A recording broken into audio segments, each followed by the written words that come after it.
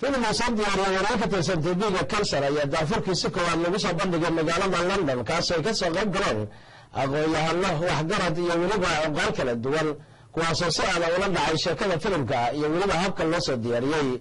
filimkan lagu magac daray Miro Jacayl ayaa waxa uu soo daawasho tagay boqolaal dad kor u dhaafaya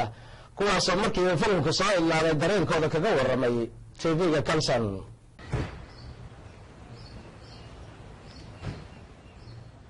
Otaguro, Dabarkaitus, and bye bye.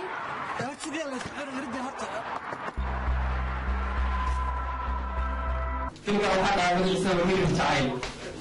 But what I was saying, he didn't say what he told us again, I don't know about that.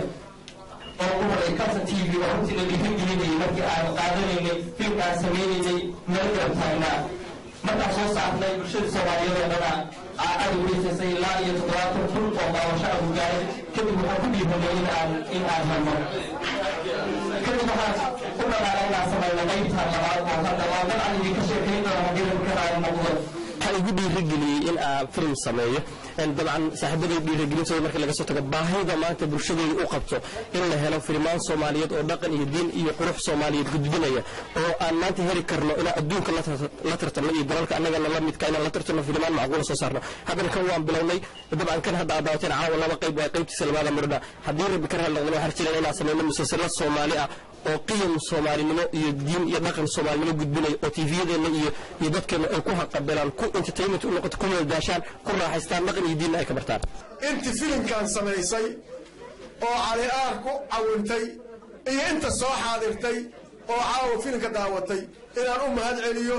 ay dhiman wax kale oo banaan meel kale oo banaan ma jirto waxaan u mahad celinayaa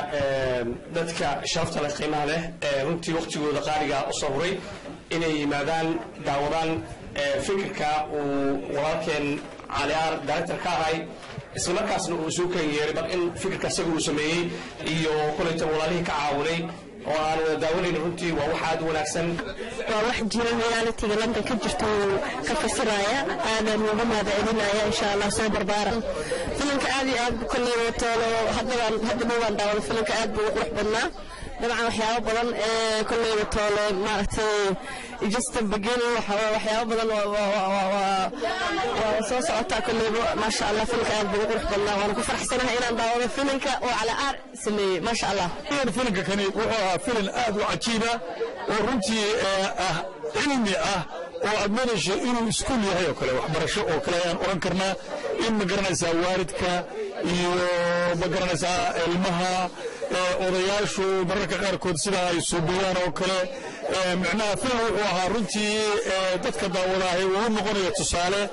qaladaadkooda ay ku sii karaan wallahi waxaan dhihi lahaa filimkan ma sha Allah aad waxaan ugu faraxsanahay filim Soomaali ah waxaan mudacaaw inaan Hollywood ka dhex fadhiyo salaamaniga filimka markaan maraay qosl baryahan ma qoslin basaan caaw u qoslay aad iyo aad baan uga helay sida loo matalay sida ay tahay laakiin waxaan dhihi lahaa afarnaaglo amara ku haysta nimanka marka afarta naagood guursanayo is ilaaliya naga sidoo neebarna iska jira ha isku gelinina gurigeeda ka soo horjeeda walaa soo xasuusi marka shalay maxatarmud aan fiirsan jirnay aflaanta filmaanta ina gudo dib u noqontiin ayaa rajeynaya 99% waa la dhacay waana u baahanahay in aan helno aflaan ka turjunto filmaanteena sida aan uga waantoon lahayn in dad xamaraatay kuwa guraha dhanyaad yaa wada fiirsanaynahay marka taas waxa u malaynaa inaan ugu darajeeyo doontiin aad u taageersanahay aad u faraxsanahay aaw dareenkayga lama qiyaasi karo runtii